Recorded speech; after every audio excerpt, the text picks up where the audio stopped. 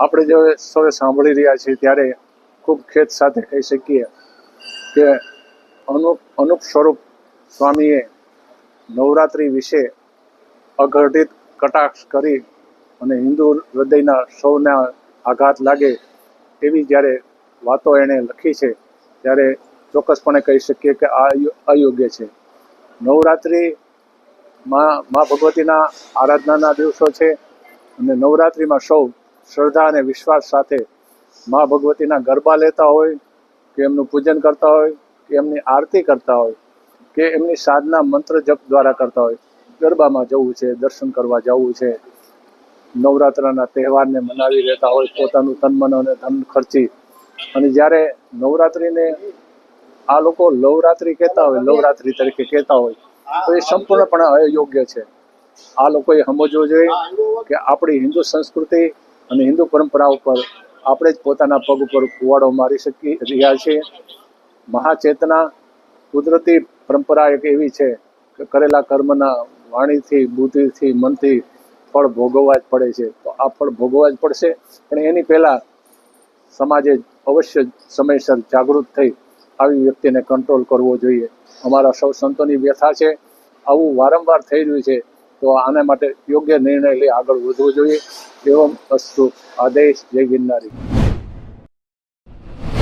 રાજકોટના એક ગરબા આયોજનમાં નીલ પાર્ટી પ્લોટ ખાતે ફિલ્મી ગીતો કે નશાના ગીતો વગાડવામાં આવ્યા, દારૂના ગીતો વગાડવામાં આવ્યા.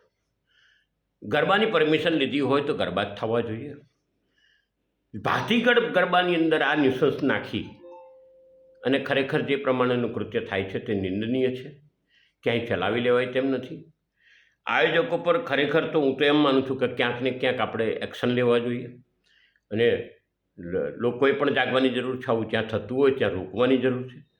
સમાજની અંદર જ્યારે યુવા પેઢીની અંદર આ સ્વચ્છંદતાની પૂર્વના પ્રોગ્રામો થતા હોય ત્યારે તમે શું પ્રેરણા આપશો? સંસ્કૃતિની વાતો કરવી છે, સંસ્કૃતિ સાચવવી પડશે. સનાતન ધર્મના તહેવારોમાં આવી બેજવાબદારીપૂર્વકના કૃત્ય ત્યાં ટાઈમે હાજર પોલીસ કર્મીઓ પણ ધ્યાન દોરવું જોઈએ ને હવે ધ્યાન રાખવું જોઈએ કે આવું થતું હોય તેને રોકવાની કોશિશ કરવી જોઈએ ને રોકવું જ જોઈએ. હું એવું કહેવાય કે કાયદાકીય પગલાં પણ લેવા જોઈએ. આપ સૌને વિદિત કરવું ફરી સંસ્કૃતિ વિરુદ્ધનું આવું કાર્ય થતું હોય સમાજે રોકવાની જરૂર છે. આ તો રાજકોટના નીલ પાર્ટી પ્લોટ છે, પણ બીજે ક્યાંય પણ થતું હોય મહેરબાની કરીને રોકવું. જય શ્રી રામ, જય માતાજી. મીડિયામાં એક વિડીયો ચાલી રહ્યો છે રાજકોટનો એક નવરાત્રિ ક્લબ અને એમાં અંગ્રેજી ગીતો ઉપર એ નાચ થઈ રહ્યો છે, એ ડાન્સ થઈ રહ્યો છે અને એના આયોજક કોંગ્રેસના પૂર્વ ધારાસભ્ય ઇન્દ્રનીલ રાજગુરુ. મારો માનવો છે કે આવા લોકો સનાતનને બદનામ કરે છે, સનાતન ધર્મની પરંપરાઓને બદનામ કરે છે. આવા આયોજકો ઉપર સખ્તમાં સખ્ત કાર્યવાહી થવી જોઈએ. એવી કાર્યવાહી થવી જોઈએ કે પુનઃ કોઈ આવો કરે તો 1000 વાર વિચાર કરે. કોંગ્રેસ તો હંમેશા સનાતન ધર્મની અને હિન્દુઓની વિરોધી રહી છે અને પુનઃ આ સામે આવી ગયો છે કે સનાતન ધર્મને બદનામ કરી રહ્યા છે. મારો સરકારથી નિવેદન છે, એના આયોજક ઇન્દ્રનીલ રાજગુરુ પૂર્વ ધારાસભ્ય કોંગ્રેસ, એ વ્યક્તિને કડીમાં કડી સજા થવી જોઈએ.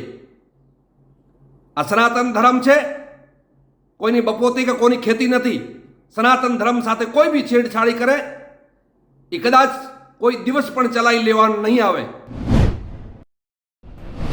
સ્વામિનારાયણ સંપ્રદાયના એક સ્વામી અનુપ સ્વામીએ આજે નવરાત્રિ માટે ગુજરાતની બહેન દીકરીઓ માટે જે શબ્દો બોલ્યા છે એ એ શબ્દોને બ્રહ્મ સમાજ વતી અમે વખોડીએ છીએ. બીજું કે સ્વામિનારાયણ સંપ્રદાયની અમે આદર કરીએ છીએ, કોઈ પણ સંપ્રદાય હોય એનો આદર કરીએ છીએ, સન્માન કરીએ છીએ, સંતોનું પણ સન્માન કરીએ છીએ. પરંતુ જ્યારે કોઈ સંત આવી રીતે બહેન દીકરીઓ માટે બફાટ કરતા હોય કે નવરાત્રિ માટે બફાટ કરતા હોય તો યોગ્ય નથી. આવા સંતોએ પોતાની મર્યાદામાં રહેવું જોઈએ. અને બ્રહ્મ સમાજ પણ એમને ચેતવણી આપે છે કે મહેરબાની કરીને તમે કોઈ બહેન દીકરીઓના મોઢા તો જોતા નથી, તો બહેન દીકરીઓ માટે આવો બફાટ કરવાનો તમને કોઈ અધિકાર નથી. જે વિડીયો પ્રસારિત થયા છે એમાં ચોક્કસ હું માનું છું, એને હું વખોડી કાઢું છું. હિન્દુ સંસ્કૃતિ, આપણી પરંપરા અને નવરાત્રિનું મહત્ત્વ. નવરાત્રિ ઉત્સવ એ માતાજીની આરાધનાનો ઉત્સવ છે. ભલે પ્રાચીન ગરબીઓની આજના સમયમાં અર્વાચીનો થાય, મોટી સંખ્યામાં યુવાનો ત્યાં આગળ આવે ને બધા રાસ લે. નાચવું અને રાસ લેવું એ બેમાં ફેર છે. 31st જે ઉજવણી થાય છે, નાચવાની ઉજવણી થાય છે. અહીંયા એ આપણે માની આરાધનાની સાથે રાસ લઈએ છીએ. ત્યારે જે ગઈકાલે શકીરાના ડાન્સ અને આ પ્રકારનું જે પ્રકારે એક આયોજકે કર્યું છે એને હું સખત શબ્દમાં વખોડું છું. અને નવી પેઢી એના ઉપર ખરાબ અસર પડે અને ભવિષ્યમાં પણ આપણું આ પ્રાચીન સંસ્કૃતિ અને પરંપરાને હિન્દુ સમાજની લાગણી ઘવાય આ પ્રકારનું કોઈ પણ આયોજન ન થવું જોઈએ. સરકારે પણ આ અંગે સમગ્ર ગુજરાતમાં જે કંઈ આ મોટા આયોજનો થતા હોય ત્યાં નજર ધ્યાન આપવું જોઈએ અને ત્યાં મર્યાદામાં આ પ્રકારની નવરાત્રિ મહોત્સવ ઉજવાય એનું ધ્યાન રાખે એ અતિ આવશ્યક છે. બાકી તો 31st કલ્ચર અને નવરાત્રિ કલ્ચરમાં વાસ્ટ ડિફરન્સ છે. અહીંયા એક આરાધનાનું આ આપણું પર્વ છે, અહીંયા મર્યાદાઓ છે, અહીંયા સ્ત્રી દાક્ષણ્ય છે અને આ નવરાત્રિ મહોત્સવ જ સ્ત્રીઓના સન્માનનો કાર્યક્રમ છે. અને એમાં આ પ્રકારના જે ડાન્સો છે એ કોઈ પણ સંજોગોમાં ચાલે નહીં અને આ પ્રકારે અટકાવવું જોઈએ.